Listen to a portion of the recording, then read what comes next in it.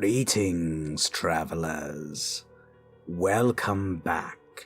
I see I haven't scared you off just yet. Not from a lack of trying, I'm sure.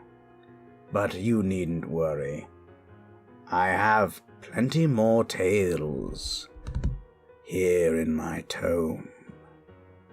Now we have one more week, one more glorious week, until Halloween, which means that as of right now, something must be stirring. I don't know what we'll do, but it will hopefully be plenty of fun. But in the meantime, I know what you're really here for. I've quite the selection for you. Many of these are shorter, and so by extension, I am going to read quite a few more. For the evening, of course. Which leaves us open. I've been through most of the tome.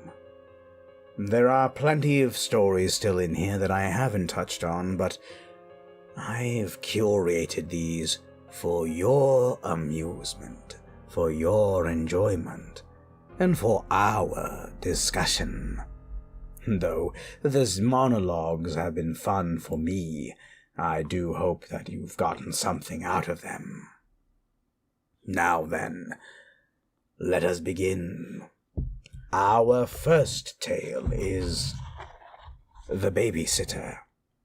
Now this one may be familiar to many of you, but do not worry. It was 9 o'clock in the evening. Everybody was sitting on the couch in front of the TV. There were Richard, Brian, Jenny, and Doreen, the babysitter. The telephone rang. "Maybe it's your mother," said Doreen. She picked up the phone. Before she could say a word, a man laughed hysterically and hung up. "Who was it?" asked Richard. "Some nut," said Doreen. "What did I miss?" At 9:30 the telephone rang again. Doreen answered it. It was the man who called before. "I'll be there soon," he said, and he laughed and hung up. "Who was it?" the children asked. "Some crazy person," she said. About 10 o'clock, the telephone rang again. Jenny got to it first. "Hello," she said. It was the same man. "One more hour," he said, and laughed, and hung up. "He said 1 more hour. What does that mean?" asked Jenny. "Don't worry," said Doreen. "It's somebody fooling around." "I'm scared," said Jenny. About 10:30 the telephone rang once more. When Doreen picked it up, the man said, "Pretty soon now," and he laughed. "Why are you doing this?" Doreen screamed, and he hung up. "Was it that guy again?" asked Brian. "Yes," said Doreen. "I'm going to call the operator and complain." The operator told her to call back if it happened again, and she would try to trace the call. At 11 o'clock the telephone rang again. Doreen answered it. "Very soon now," the man said, and he laughed and hung up. Doreen called the operator. Almost at once she called back. "The person is calling from a telephone upstairs," she said. "You'd better leave. I'll get the police." Just then, a door upstairs opened. A man they had never seen before started down the stairs towards them. As they ran from the house, he was smiling in a very strange way. A few minutes later, the police found him there and arrested him. Ah, yes. The telephone call is coming from upstairs. It's coming from inside the house. There's a reason why this trope is a good one, but isn't as effective anymore. We've all heard it. Surely as much as we've heard hook-hand car door. I'll get to that one too, don't you worry. But the idea is these are so old that we take for granted the fact that it's not as scary anymore. Especially when we don't have old rotary phones or anything like that. Phone tracing nowadays with your smartphones and everything is far easier. But still, the idea is that the place where you should feel safe is being violated. That is the horror, not the trope. The horror of being unsafe in a familiar environment. That violation. That is where the true fear comes. And while it's not completely scary for everyone, some of you may think, well, I'll just grab a bat and beat him to death. But it's that unease that comes with there are children involved. Children who are less capable of defending themselves. Still, a very intriguing story. One with many iterations. Some you've seen on film, and some stories are better than others. It's always nice to play with a trope like this. That being said, let us go to our next story.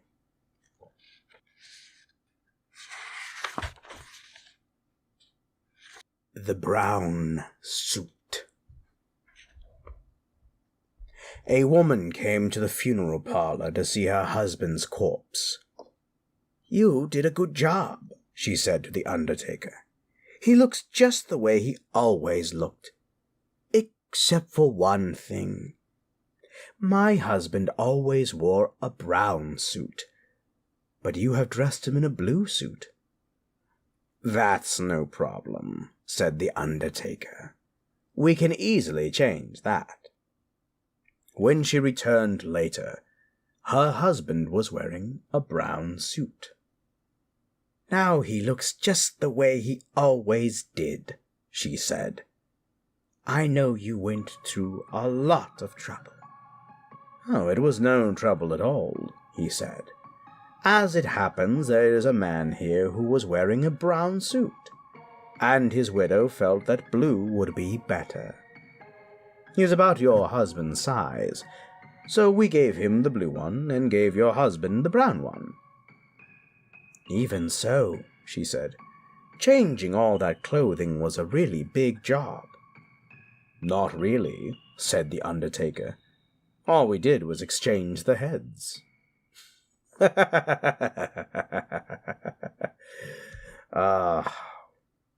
Not exactly a scary story. A very humorous one. And as an undead person myself who dabbles in necromancy, I have to admit, it tickles my, pardon the pun, funny bone. That's the thing about Halloween. There are tricks and treats alike, and this one is certainly more trick and treat to me. I enjoyed that one, and I hope you did as well. Now, I have quite a few more stories to pick. Let us go to an oldie, but a goodie. The Red Spot. While Ruth slept, a spider crawled across her face. It stopped for several minutes on her left cheek, then went on its way. "What is that red spot on my cheek?" she asked her mother the next morning.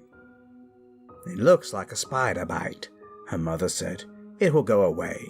Just don't scratch it." Soon, the small red spot grew into a small red boil. "Look at it now," Ruth said. "It's getting bigger. It's sore." "That sometimes happens," her mother said. "It's coming to a head." In a few days, the boil was even larger. "Look at it now," Ruth said. "It hurts and it's ugly." "We'll have the doctor look at it," her mother said. "Maybe it's infected." But the doctor could not see Ruth until the next day. That night, Ruth took a hot bath. As she soaked herself, the boil burst. Out poured a swarm of tiny spiders from the eggs their mother had laid in her cheek.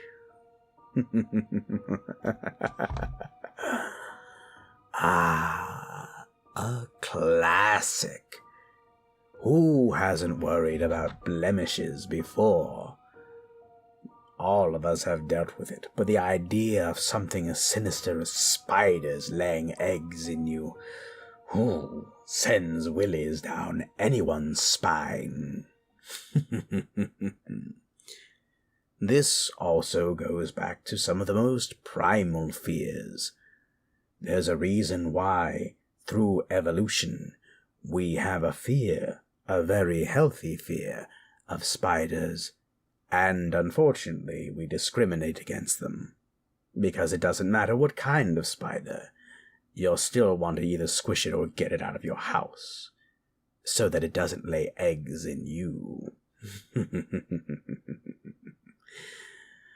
And while this fear is primal, it's also very far-fetched. There's never been any indication of that. But you know what creature you should be watching out for? The fly. Houseflies are known to burrow under the skin and do exactly what we see here. It is an unfortunate thing, and I've heard many stories. Seen it myself, too. Unpleasant. But it's interesting that we assign these sort of things to spiders rather than flies, because to us, flies are just gross pests. Who would ever think that they would do such a disturbing, disgusting thing? Now, I am going to spoil you all. I have 2 more stories for you. I know, 1 more.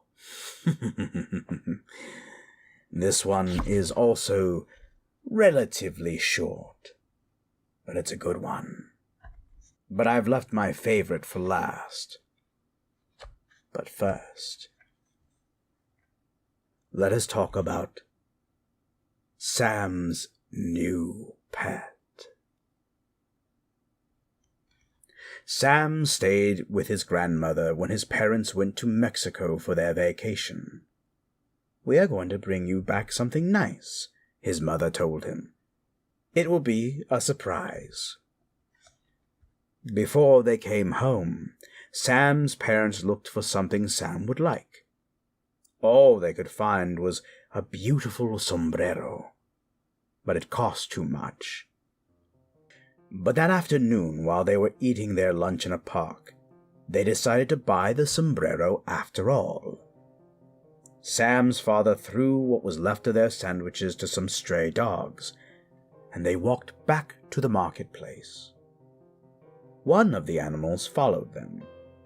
It was a small, gray creature with short hair, short legs, and a long tail. Wherever they went, it went. "Isn't he cute?" Sam's mother said. "He must be one of them Mexican hairless dogs. Sam would love him." "He's probably somebody's pet," Sam's father said.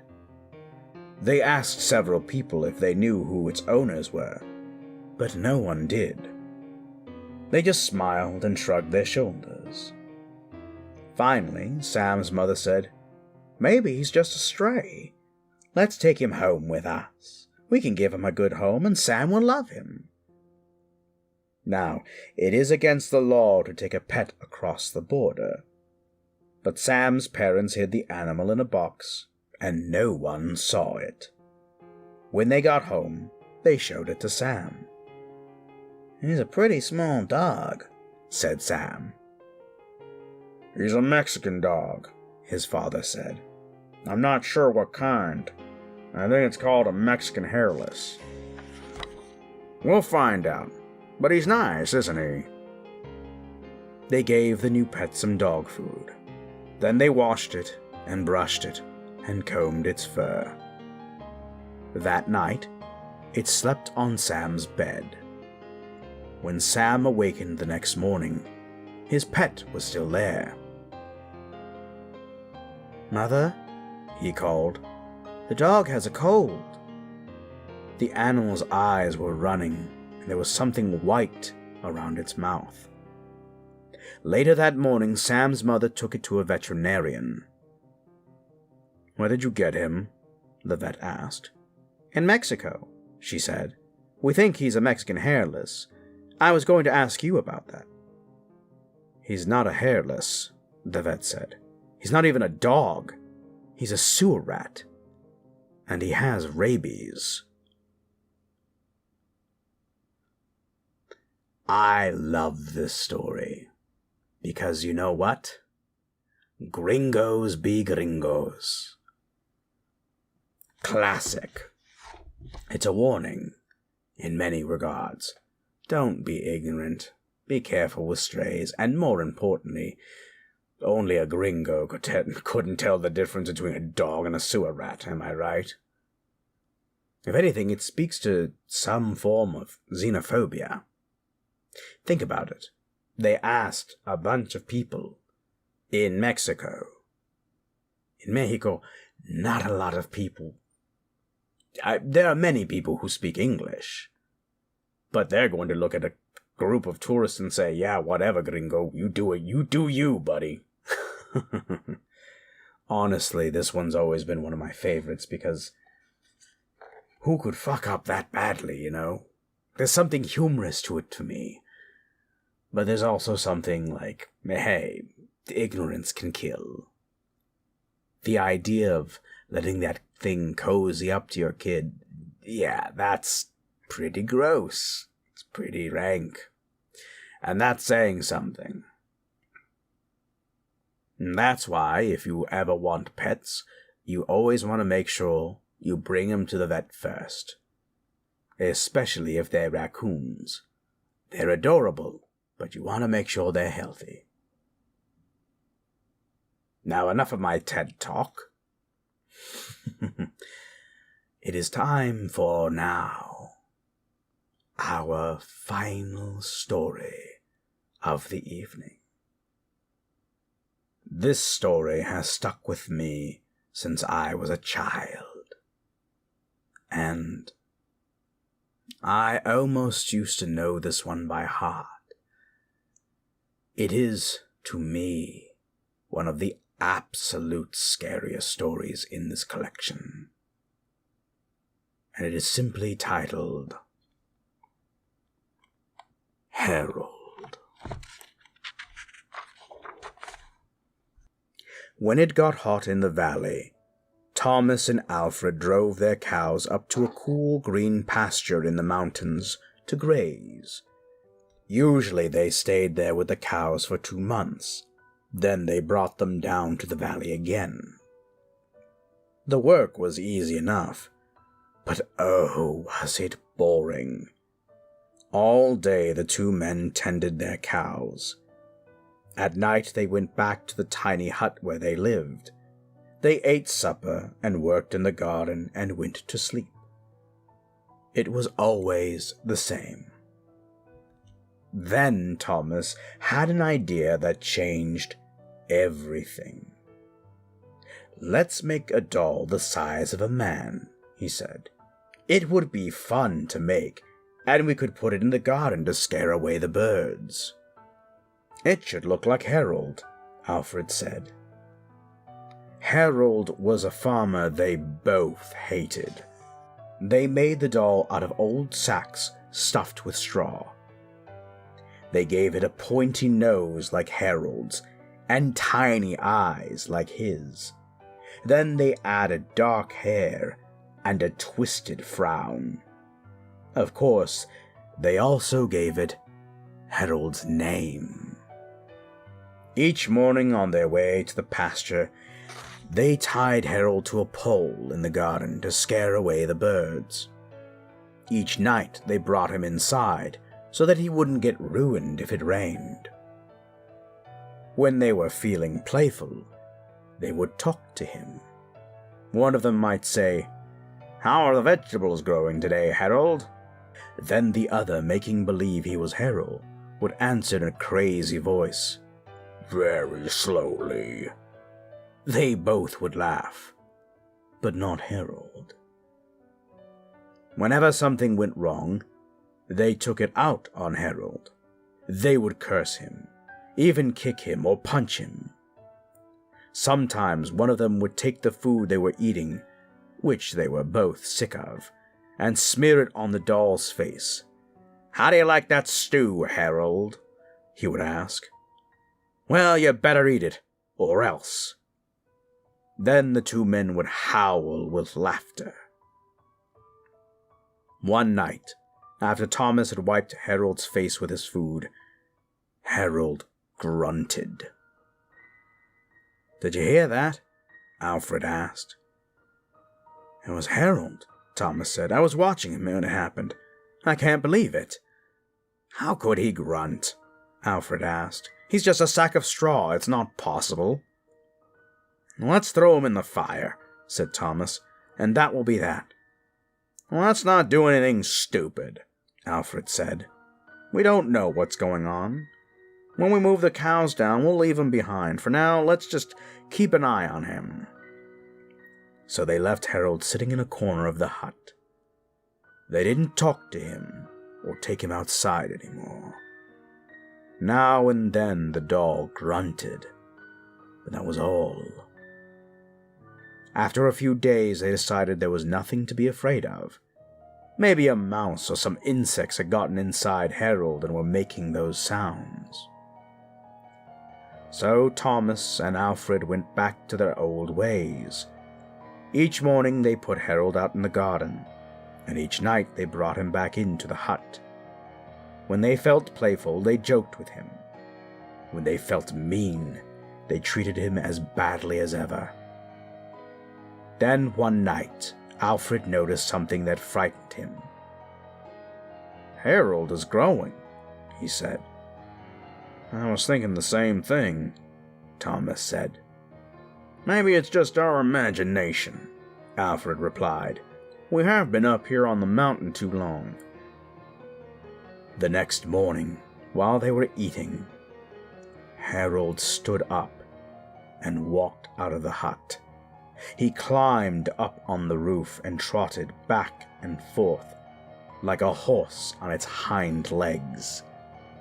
All day and all night he trotted like that.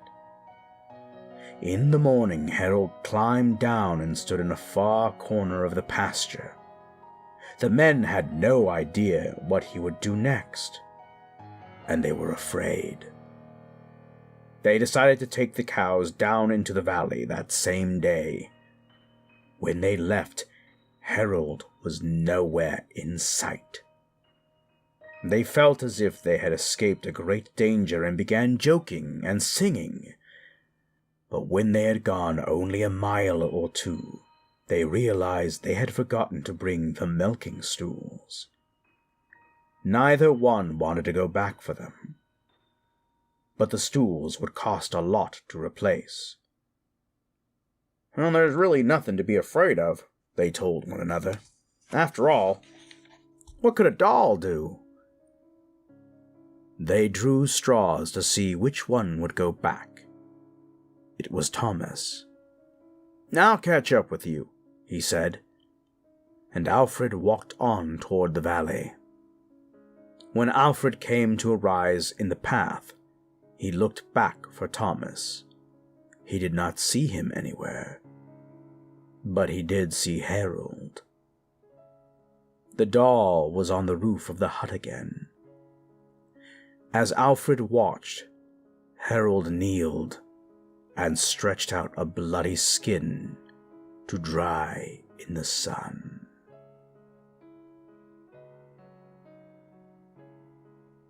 There is a reason this story has stuck with me. The idea of being cruel to an inanimate object that would later be cruel to you. Be careful how you treat things. Again, the very lesson of be kind, not just to one another, but to the inanimate objects, because one day they may be as unkind to you. Part of the other reason this freaks me out, one of the few things that I don't let people on about is dolls, haunted dolls. Give me the willies. Just don't like it. Terrible thing, I know. Of all the things, but it's the idea of that corruption of innocence. These things that are meant for children, to bring comfort, to be playful, being turned into something other. I think this was also one of the most gruesome tales. A man being killed and then skinned. Oof, gruesome. But I love it. When I was young, this story stuck with me forever. I always remember the image in my head of Harold stretching out the skin. And every time I read it, there are details that I don't remember there being. Sometimes it makes it a little less scary, sometimes a little more. But every time I feel like I get something new out of the story. And that is why it is my favorite out of the entire collection. The imagery, though. Oh, that imagery. Classic. But it is now late, and I'm sure, with this unsettling tale in your stomach, you're probably needing a little bit of a respite from the scary. And so, I will leave you with this, gentle traveler. Remember to be kind, and remember to always look a little harder when traveling in the dark. Oh, and, of course, here is the next missive from our good friend Mazaris.